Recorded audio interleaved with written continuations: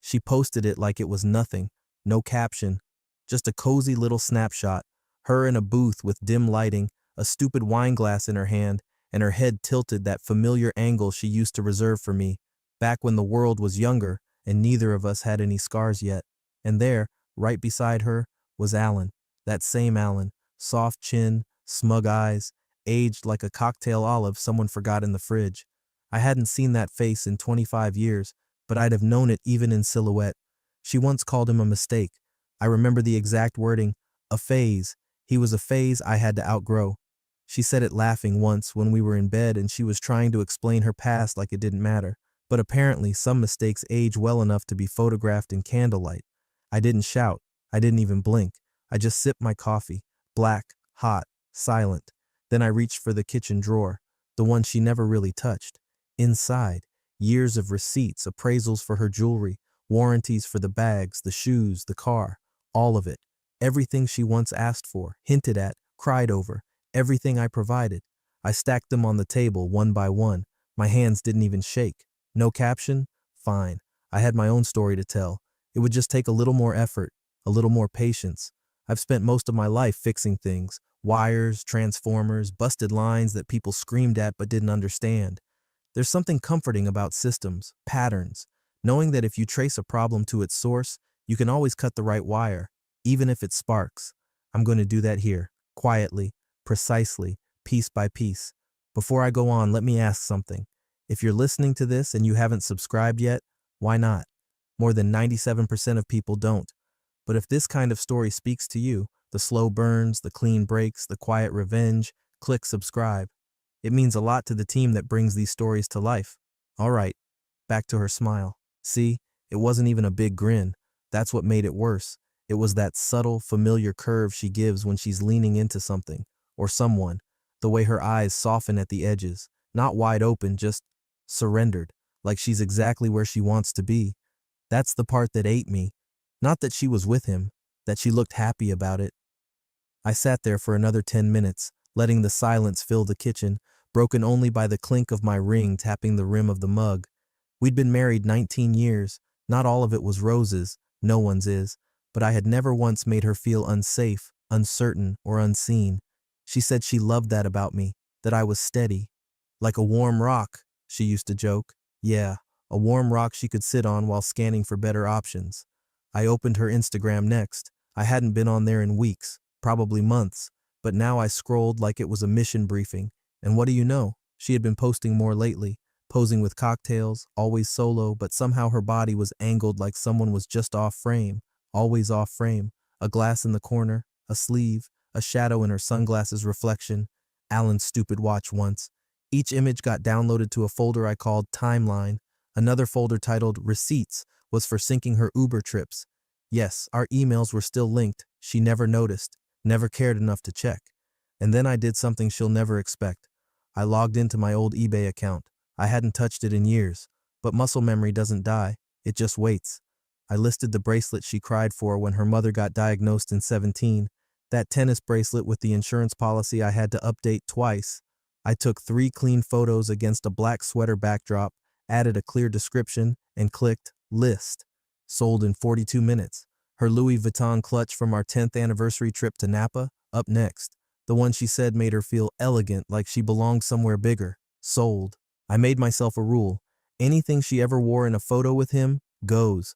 Even the little gold chain she said made her feel young, especially that one. There's a reason jewelers give you those tiny velvet boxes with the snap lid. When you close them, they make this tight, confident sound, like a period on a sentence. I kept snapping them shut over and over until the table was clear. And still, no caption, just that cozy photo. She thinks she's playing house with a man she once discarded like a bad bet. But I've got news for her. I've been keeping the books, and her account balance is about to change dramatically. The tennis bracelet went first. I remember buying it after her mother's diagnosis, Christmas 2017. She said it made her feel loved through the fog, her exact words. I kept the receipt, of course. I keep all of them. So when I found the photo from that brunch, Dana wearing the bracelet while her hand just happened to graze Alan's wrist on the table, I didn't hesitate. I cleared a spot on the dining table, laid down a dark sweater for contrast, and used my phone's camera. Natural light, no filter. I wrote the description like a pro. Elegant 3.5 CT diamond tennis bracelet, mint condition, gift box included. Added the appraisal certificate and listed it for $3,900. Sold in 42 minutes. Full asking price. No questions asked. I didn't grin. I didn't feel anything really. Just moved on to the next piece. The Louis Vuitton bag from our anniversary trip to Sonoma. That trip was supposed to fix things, I now realize. She picked fights the whole drive, but lit up when we stopped at the boutique. I told her, pick one, anyone. She cried, kissed me, said I always knew how to make her feel seen. Turns out, all I had to do was flash a credit card. The bag hadn't aged, still crisp. She kept it in its cloth cover like it was sacred. I photographed it too. Limited edition Louis Vuitton Empreinte leather, includes certificate of authenticity, minimal wear, $2,250. Gone in a day. That night she walked past the table where I had just folded the cover back into the drawer. "What are you working on?" she asked casually. "Just sorting old stuff," I said without looking up. She nodded like she couldn't care less, which was perfect. I didn't need her attention. I needed her absence. Next came the gold chain, the one she wore in almost every photo from last fall. She said it made her feel young. That line always stuck with me because she didn't say it to me. She told her sister on the phone while I was in the garage. I just happened to be walking past the open window. "I don't know, it's dumb, but this chain makes me feel young," she said, laughing. "Alan said it catches the light when I smile." And just like that, the chain was added to the pile. It wasn't just about the items. It was about erasing the evidence of my investment in her. Every dollar I had poured into that image she built for herself, designer, elegant, curated, was my doing, and now I was reclaiming the ROI. But I had one rule. I wasn't selling everything, only what overlapped with him. The timeline folder made that easy. Photos from her Instagram, filtered down to her wardrobe choices. It was a pattern, once you zoomed out far enough. That red silk blouse from the girls' night where Alan's car was conveniently parked in the background? Sold. The shoes from the winery pic where his hand, not visible at first glance, was on her lower back? Gone. I didn't want revenge. I wanted subtraction. Subtraction of illusions, subtraction of entitlement.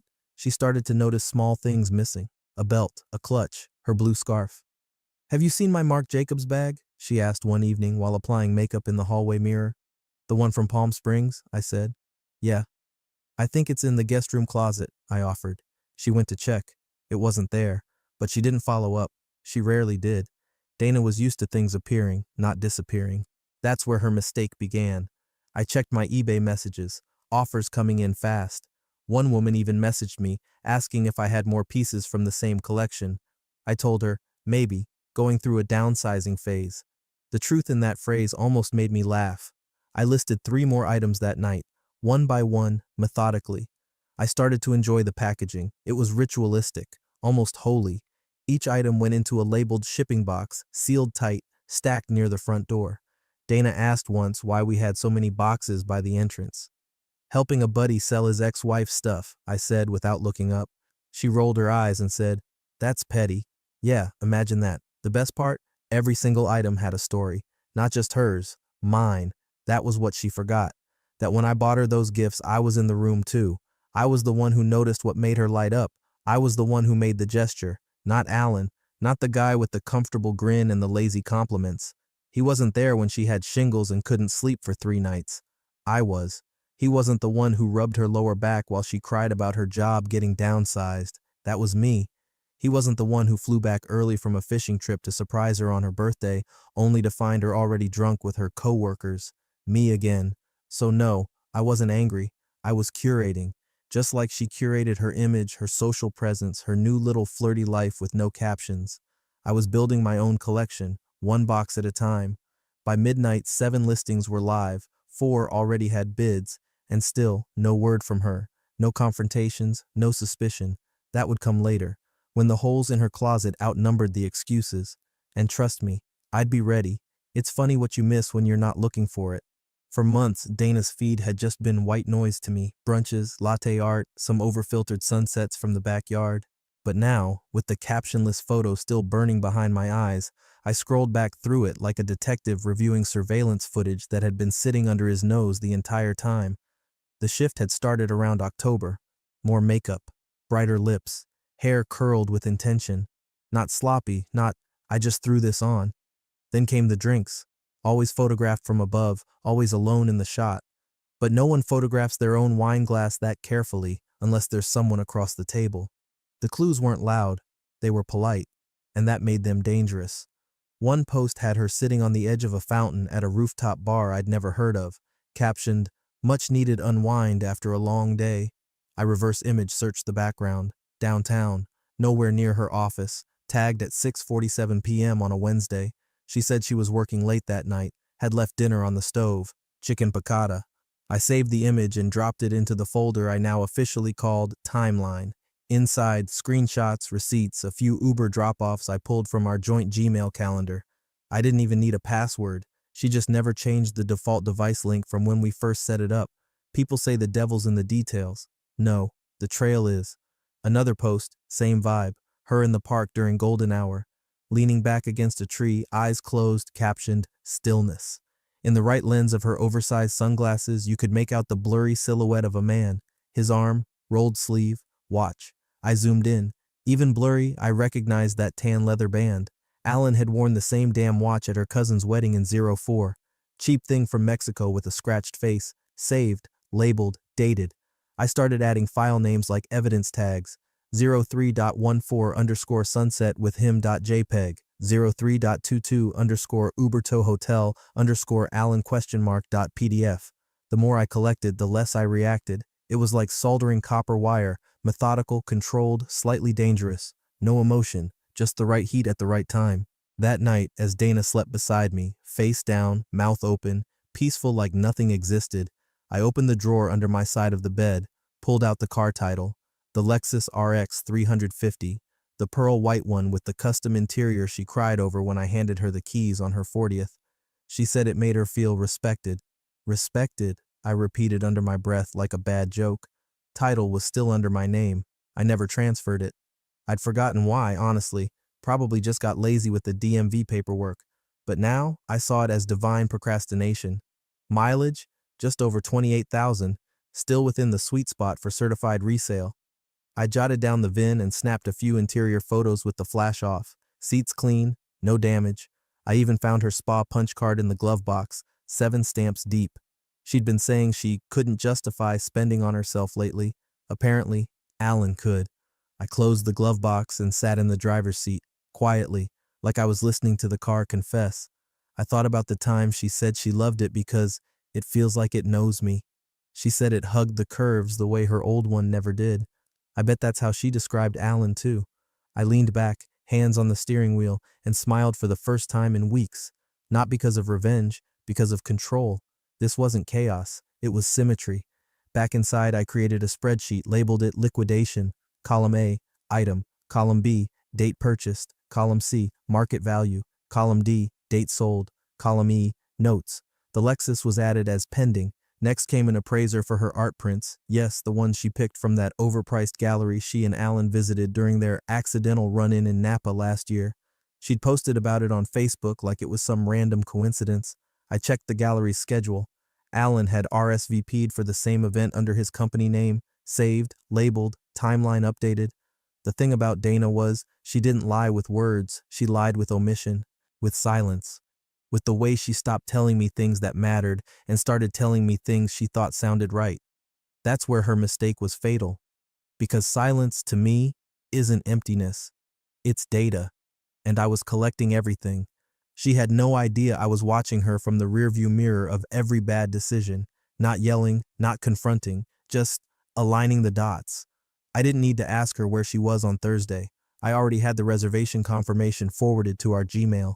Alan booked a table at 6:30, vegan Italian, her favorite. She told me she had a team dinner with corporate. She even brought home a takeout container to sell the lie.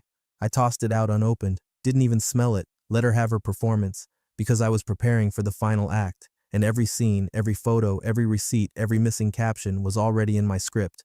I left early that Saturday morning, not suspiciously early, just before Dana would have noticed.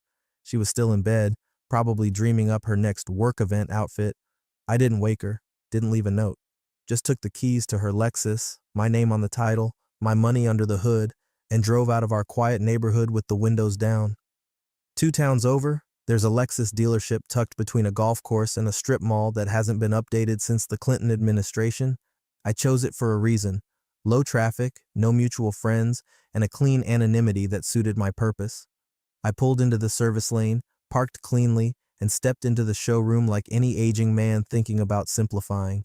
The sales manager looked about 28, too tan, too eager, and dressed like he thought every customer walked in with a podcast mic and a startup. I told him I was considering downsizing. No dramatic story, no midlife tale of betrayal, just an aging man thinking about sedans instead of SUVs. Nice ride, he said, eyeing the Lexus as if it had a pulse. Mileage? 28,412.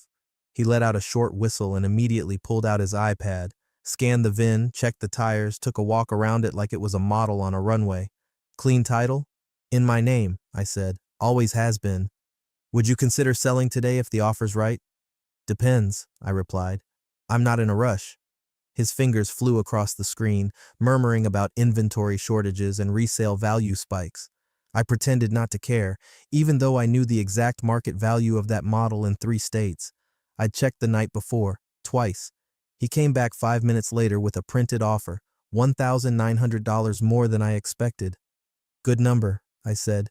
You need to keep it here a few days for inspection? If you're okay with that, he said, we can get you an Uber back. I waved that off. I'll take the train. Clears my head. We shook hands. I left the keys, signed a temporary hold agreement, and took a photo of the odometer, just for my own records. I didn't text Dana. I didn't even mention the car when I got home. I let her sleep, let her think everything was fine. That afternoon, she came downstairs in one of her designer robes and asked if I wanted coffee.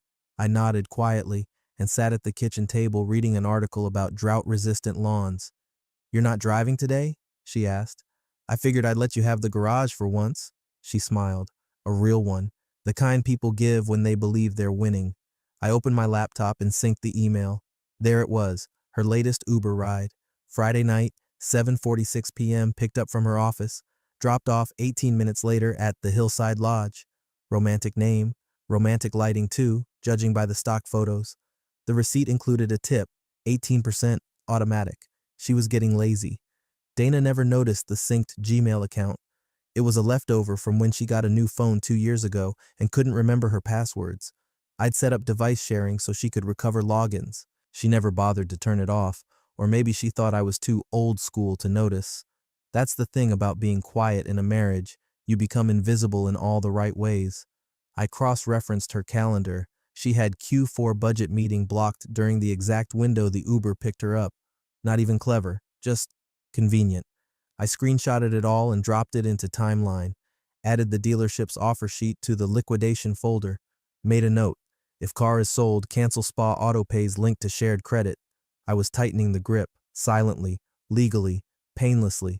You don't need to yell to cut off someone's oxygen. You just close the valve, slowly, quietly. Let them smile while it happens. She wouldn't ask about the car until she needed it, which was always late, always unplanned. I imagined her reaching for the keys one afternoon in a rush to make a nail appointment or a secret lunch and finding the hook empty. And me? I'd just tilt my head and say, "Oh, I thought you knew." But not yet. That was still a few moves ahead. I spent the rest of the weekend gardening, trimmed the hedges, reseeded a few bald spots in the lawn. Dana said she was heading to her sister's for a few days to help with the kids. I kissed her forehead as she left, told her to drive safe. She took an Uber. I checked the receipt. Drop off, the Hillside Lodge. Again. That's the thing about patterns. They always repeat, right up until the moment they collapse. And when hers did, I'd already have my seat picked out. Front row, calm, silent, watching the whole thing unravel. Saturday night smelled like garlic and rosemary and trust being charred medium rare. I seasoned the steaks exactly how she liked them. Sea salt, cracked pepper, olive oil. Let them rest like a ritual. The table was already set. Cloth napkins, wine glasses, our good silverware that hadn't seen daylight since her mother's birthday dinner. I even lit the stupid candle in the middle, the one shaped like a tiny pine cone she picked out from a Christmas market 3 years ago. She said it made the house feel intentional. I guess I wanted to see if intention still meant anything in this house. At 6:08, she texted, "Heading to my sister's, might stay the night, don't wait up." I didn't reply. I just stood there in the kitchen holding the carving knife, watching the text sit on the screen like it belonged to someone else's evening. like I belonged to someone else's evening. I plated both steaks anyway, hers with the smaller cut, just how she liked it, a little more pink, mine with the char. At 6:30, I sat down and poured the wine. At 6:35, I opened the security app. Now we'd installed the front camera together, motion activated, easy access from our phones. She knew how to disable it, and tonight, she had. No notification, nothing recorded. But she forgot one thing, the driveway cam. I set it up myself. She never cared to ask how it worked. It wasn't fancy, just an old Nest cam I mounted behind the garden lantern facing the curb. Motion triggered, quiet, tucked beneath a fake pine cone light cover. She never noticed. I never mentioned it. Not even once. At 6:49, the motion alert popped up. I opened the clip. There she was, Dana, wearing the same long beige coat she used to wear on our weekend trips, the one she said made her feel soft. Only now, it was open, and Alan's arm was around her waist before she even closed the car door. They didn't kiss, not right away, but they didn't need to. She leaned into him, head on shoulder, smile angled just enough that you could tell she was home. Then came the hug, full-bodied, slow, familiar. He didn't even check the surroundings. I watched it once, then again, slower. The second time through, I noticed her hand linger on his back as they walked toward his car. The third time, I watched only her face, not ashamed, not cautious, just gone. I saved the clip to my phone, created a new subfolder in Timeline, Video. Then I logged into the Nest account and scrubbed it from the cloud. Gone from history, gone from shared archives. Only one copy remained. Mine. By 7:10, the steaks were cold. I wrapped hers in foil and left it in the fridge, not out of kindness, out of evidence. At 8:32, Dana texted again. Long night with the kids. Love you. No period, no emoji, just a flat lie dressed in a cardigan. I replied, no worries, sleep well. Then I turned off my phone and opened my laptop. I wasn't angry anymore. I wasn't even hurt. What I felt was efficiency. I pulled up my liquidation spreadsheet. The Lexus sale was pending. Jewelry, over 70% sold. Designer clothing, 5 active bids, 2 bags already shipped. Her favorite sunglasses, Ray-Bans I bought on our Hawaii trip, just posted them under the title, barely worn, stylish, ready for a new perspective. $120, gone in 20 minutes. While Dana played house in someone else's driveway, I was selling the walls she decorated with my paychecks. The next morning she came home around 10:45, hair brushed but unwashed, same coat. She kissed the back of my head in the kitchen. Thanks for understanding, she said. I needed that night. I smiled into my coffee. Of course, I get it. She never asked about the steak, never opened the fridge. She thought the silence was forgiveness, but silence can also be construction. I was rebuilding the foundation, underneath her, without her ever knowing, one plank at a time. The morning after the driveway hug, I didn't confront her. I made pancakes, blueberry, like she liked, even though she only ever took 2 bites and blamed gluten sensitivity. I let her ramble about her sister's kids, some nonsense about a puppet show and a gluten-free macaroni casserole. I nodded along, smiled at the right places, handed her the travel mug she liked with almond milk creamer already inside. She said thanks, kissed my cheek, and left in an Uber. Not the Lexus. She hadn't noticed it was missing. Not yet. I waited till the Uber turned the corner before I walked into the garage, stood right in the middle and spun a slow circle, eyes scanning everything I had bought or fixed or cleaned or maintained over the last 19 years. Tools arranged like a surgeon's tray, camping gear, 2 bicycles, one barely used, hers with a flower decal on the basket. I bought it on our 15th anniversary. She used it for exactly 1 charity ride and then left it to gather dust. Then there were the bins, 3 labeled ones on the shelf. Dana seasonal, Dana winter boots, Dana accessories. Inside, everything from suede heels to those overpriced scarves she said made her feel Parisian, whatever that meant. I pulled out my phone, framed the shot perfectly, wide, angled slightly for depth. Just enough mess to make it look casual, but clean enough to show value. Posted it on Facebook Marketplace and our local Nextdoor group with the caption, "Everything must go, downsizing, no longer needed, no anger, no passive-aggressive tone, just detachment." Within 20 minutes, I had 8 DMs, one from a woman asking about the high-end leather boots, another asking if the garden tools were still available. "They look well taken care of," she wrote. They were. I took care of everything. Then I posted the Lexus. The photos were already ready, interior, exterior, close-up of the dashboard, tire tread, all taken before I handed it off to the dealership. Caption: low mileage, no strings. I meant that, no strings attached, to her, to any of it. She didn't notice a thing, because she wasn't here. She was at a spa retreat, one of those absurd weekend detox journeys with essential oil therapy and hot stone silence. I only knew because she left the itinerary open on her laptop, booked under Alan's name. He was good for a discount, apparently, or maybe the whole tab. Who knows? Either way, she was offline, unreachable, and deeply immersed in cucumber water fantasy, which gave me time. I started pulling items into the garage from the closet, clutches, heels, coats still in dry cleaner plastic. I left her cheap stuff, kept anything with a receipt above $300. The garage filled with people over the weekend. I made it an in-person first-come sale. Didn't want to ship. Wanted them, the strangers, to walk through the space, pick her pieces up with curious hands and haggle over what she used to think made her elevated. One woman held up Dana's cashmere coat and asked, "This yours?" I looked her dead in the eye and said, "Was my wife's, downsizing, doesn't fit anymore." She nodded. "Divorce?" I smiled. "Let's call it a change in inventory." Sold it for $180. By Sunday, the garage was 60% cleared. I kept the sports equipment and tools, for now. Wanted her to see some bones still in the body before I buried it completely. She texted late that evening. "Back tomorrow night. Spa was incredible. I feel like a new woman," I replied. "Looking forward to meeting her." She sent back a laughing emoji. "You're cute." No, I'm finished. That night I slept better than I had in years. Not because I was free, because I was winning. Quietly, cleanly. She was laying on heated stones while I was dismantling the life she didn't respect, piece by piece, photo by photo.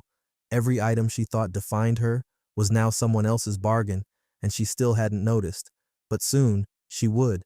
She walked through the front door like she always did after one of her spa weekends, refreshed, glowing, a little too breezy for someone who just spent 48 hours wrapped in eucalyptus towels and someone else's approval.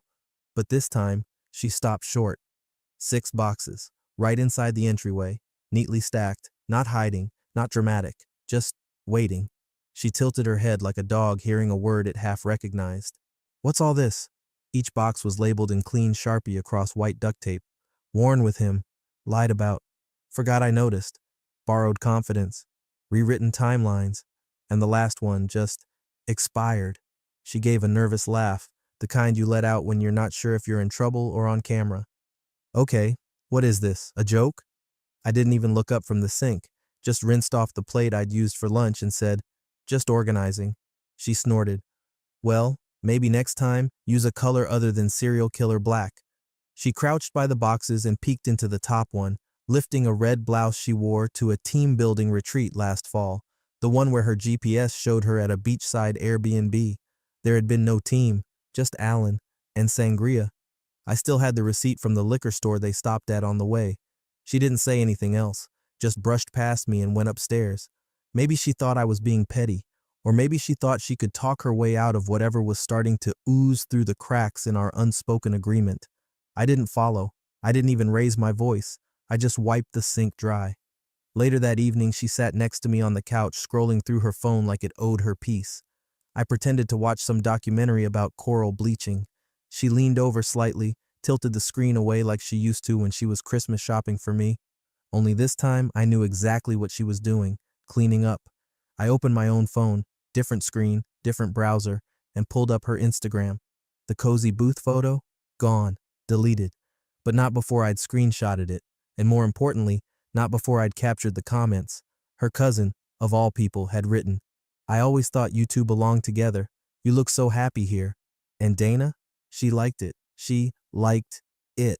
She hadn't replied to me in 2 days, but she double-tapped a public message implying she should be with her ex. On a post she uploaded from our shared kitchen table, using the Wi-Fi I paid for, wearing the necklace I bought her with my end-of-year bonus, the one I'd just sold to a woman in Wisconsin for $430.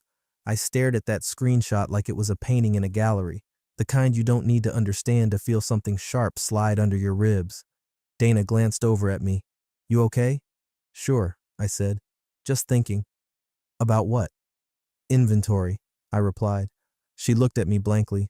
"The stuff we keep," I said. "And why?" She nodded slowly like she was pretending to understand but really just hoping I'd drop it.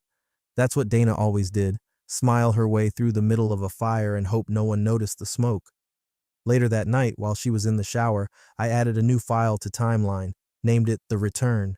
Inside, I dropped the screenshot of her cousin's comment, the like notification, her list of deleted posts from the last 72 hours, a PDF I exported of her spa booking under Alan's name, and a photo of the 6 boxes by the door, time-stamped. When she came back downstairs in pajamas and wet hair, she looked around and said, "Did you move the boxes?" "No," I said. "They moved themselves." She blinked. "What does that mean?" "It means," I said, "sometimes things just go where they belong." She stood there waiting for more, but I didn't give it. She had to earn the truth now, and she wasn't equipped for that. As she sat down and opened her laptop, pretending nothing had shifted, I noticed her fingers trembling slightly. Not enough to panic, just enough to sense it, that quiet, creeping edge of uncertainty, the feeling that maybe, just maybe, she wasn't in control of the script anymore. I went to bed early, slept with both phones on the charger, the Nest app open, and Timeline still growing, because I wasn't just documenting anymore, I was drafting the terms of exit. And Dana? She had no idea her return was already filed under expired. It took her 3 more days to notice the car was gone. 3 full days of her scheduling Ubers, borrowing mine once, and blaming the app for weird glitches when she couldn't see her usual ride option. That was Dana, Queen of Delay, Duchess of Denial. She didn't ask directly, not until Wednesday morning, when her tone turned from distracted to suspicious. I was in the garage tightening the bracket on the lawnmower's fuel tank, something she hadn't looked at in a decade, when she popped her head in. "Hey, where's the Lexus?" I didn't stop what I was doing, just kept twisting the socket wrench until it clicked. "Sold it," I said, tightening the last bolt. There was a pause behind me. I could hear her brain trying to catch up. "You sold it?" I stood, wiped my hands on an old rag, and walked past her into the kitchen. From the drawer, I pulled out the printed receipt from the dealership, highlighted total, signature, VIN. I handed it to her across the island like a menu she hadn't ordered from. She blinked at it. "You can't do that." I did. "That car was mine, George." "No," I said plainly. "It was yours to drive. It was always mine." She slapped the receipt down. "You didn't even ask." I shrugged. "You didn't ask before climbing into Alan's." There it was. First crack in the mirror. She tried to reset, straighten her posture. "Okay, you're mad. You've made your point, but you can't just sell things behind my back. That's controlling." I pulled out my phone, tapped open eBay, and turned the screen toward her. There they were, 7 closed listings, all with green check marks, all labeled sold. The Tiffany necklace, the bracelet from Christmas 2017, the Louis Vuitton bag from our Napa trip, the red heels from her team-building retreat, the silk scarf Alan bought her as a joke, according to her at the time, $220, gently worn. Her mouth opened slightly, then shut. "You sold my jewelry?" "My jewelry," I said. "Gifts, all traceable, all appraised, all documented, every last one in my name. You ever ask whose card they were on?" Her voice jumped an octave. "You're insane. This is insane. You've gone too far." I slid the phone back into my pocket and took a sip from my coffee. "You kept the photo," I said calmly. "I kept everything else." She didn't move. She just stared, like a computer buffering through too many tabs of her own excuses. I could see her scrambling to find the angle, the next line of attack, the emotional trap that used to work so well, but there was nothing left to stand on. "What is this?" she whispered. "Revenge?" I shook my head. "Rebalancing. This isn't normal, George." "No," I said, finally smiling. "You're right. Normal was me pretending not to notice. Normal was you gaslighting me for 5 years. Normal was giving you the life you asked for while you flirted your way through every work dinner in town." She opened her mouth to argue but stopped. She knew I knew. I pulled out the folder, the printed screenshots, the timeline, the receipts, the comment from her cousin, "I always thought you two belonged together," with her little heart beside it. I laid it on the counter like a placemat. She looked down, slowly, then back at me. She was still wearing the robe Alan had gifted her last Christmas, from that spa place she pretended was from Company Perks. The label was still inside. I'd found the exact match online. Alan had used the same shipping address twice, once for her, once for someone else. I didn't tell her that yet. I had it saved for later. You were never supposed to see that photo, she muttered. That's what you're worried about? Visibility? She folded her arms. We could fix this. I already did, I said. She laughed, dry and broken. You think this makes you smart, petty little man with a spreadsheet of resentment? I took another sip. No, it makes me done. She stormed upstairs after that, slamming the bedroom door so hard a frame rattled in the hallway. The one from our wedding. I didn't go after her. I just added another row to the spreadsheet. Column A, robe, spa. Column B, not yet sold. Column C, pending use. And below that, a bolded note in red. Last move is hers. I already folded. She left without packing a single thing. Just grabbed her keys, well, the house keys, since the Lexus was long gone, and bolted through the front door like a soap opera character. Fury in her steps, purse hanging open, robe sleeves flapping like wings of a bird that forgot how to fly. She didn't even say a word to me, just muttered something like, "You'll regret this," under her breath as if that line hadn't expired a decade ago. She sped off in a borrowed Uber, again, my account still syncing her receipts. Destination, her sister's place across town. I didn't follow. I didn't need to, because while Dana was storming toward her last assumed ally, I was already 3 moves ahead. I'd called her sister 5 days earlier, not to start a war, just to ask one question, "Have you seen this?" and sent the cozy booth photo, the one Dana swore never existed, the one she deleted only after I'd archived it 6 ways to Sunday. Silence on the other end. Then, she told me that was old. Timestamp says otherwise, so does the wine brand in the background. It wasn't released until this spring. I didn't say anything else, just let it hang there like the smell of betrayal between sisters. So when Dana knocked on her sister's door that afternoon, expecting sympathy, a soft couch, and some wine-fueled venting, she got none of it. Instead, taped to the inside of the front window, was a single piece of notebook paper in her sister's curvy handwriting. Thick marker strokes, underlined twice. "You lied to me too." He showed me the photo. No answer, no blind shifting, nothing. Just Dana, standing there on the porch, frozen like someone who'd walked into her own surprise party and realized no one was celebrating her anymore. She pulled out her phone, called her mom next, straight to voicemail, again and again. Third call, Alan. This one, she hesitated on. I know because she texted first, some half-baked line about things spiraling and can we just talk? Then she called, voicemail, called again, voicemail. 3 minutes later, a single text came back from his number. She said, "You do this to me, I'm out." Just that. Not even a name. Not even a period. Dana stood outside the Starbucks near her sister's block, holding her phone like it might apologize for the betrayal bleeding through the screen. Her hands trembled. She stared down at that message like it was in a foreign language, but I'd written the translation a week earlier. See, Alan had a girlfriend. New, pretty, maybe 32, works in fitness, classic. He'd never mentioned her to Dana, probably told her they were off or complicated. Same script he ran in his 20s, but I found her through some deep scrolling. One tagged photo, a birthday dinner, Alan's hand on her waist, same stupid leather watch on his wrist. I reached out to her quietly, sent a polite, factual message. "Hi, not sure if this concerns you, but I believe your boyfriend might be involved with my wife. Here's a photo from 4 weeks ago, time-stamped, public." I wasn't aggressive. I wasn't asking for a fight. I was simply offering clarity. She replied 3 hours later. "Thank you. I had a feeling." That was all. Nothing else. Until today. Today, she pulled the pin. Alan folded instantly, probably scared she'd blow his entire yoga class persona apart. He wasn't built for conflict, just the illusion of chemistry and control. So he bailed, blocked Dana, deleted the messages, ghosted the same woman he once called the only person who ever got him. Funny thing, timing. Dana stood outside her sister's house for 15 minutes before giving up. Ubered across town to her mom's place, only to be met by a locked gate and the porch light off in broad daylight. Her mom never answered the buzzer. She sat on the curb, called 3 more people. Nothing.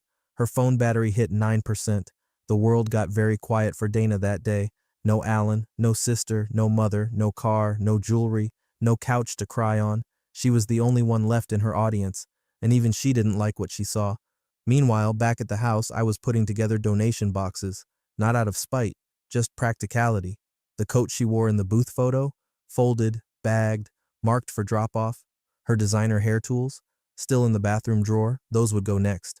I opened the laptop, reviewed the spreadsheet, 1 tab for items sold, 1 for contacts notified, 1 for reactions observed, and 1 bold line in red, Crisis achieved. Collapse confirmed. Extraction in progress.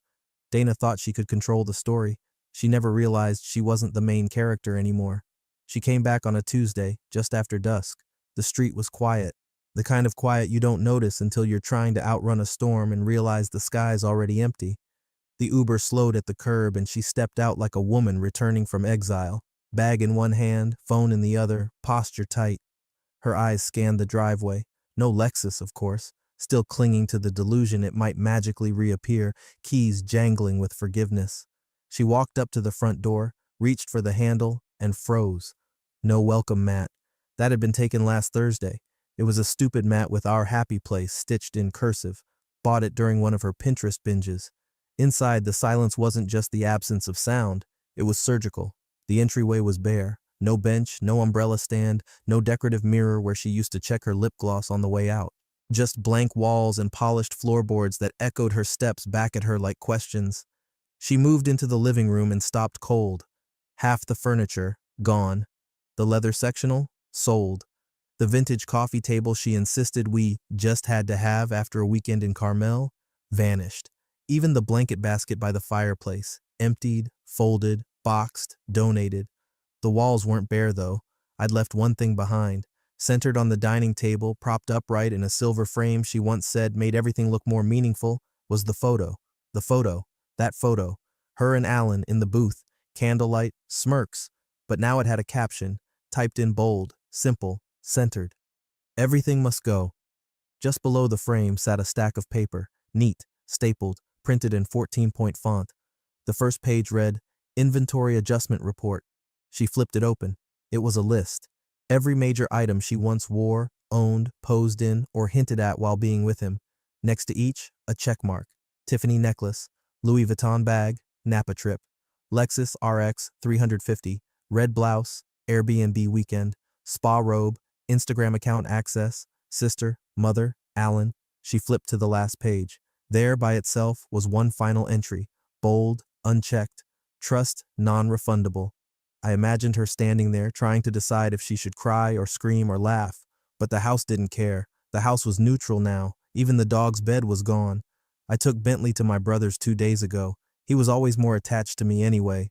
Slept at my feet, not hers. Growled the first time Alan came over during that networking dinner that wasn't. She walked into the kitchen, saw the empty counter where her espresso machine used to sit. She called it her self-care station. I sold it for $280 to a guy who said his wife had just left him. Funny how the universe loops in on itself. She wandered the halls like a tourist in a war memorial, touching doorknobs, peeking into rooms that used to be full. The guest room, cleared. Office, cleared. Bedroom. I left the mattress. It looked lonelier that way. On her nightstand, I left her wedding ring.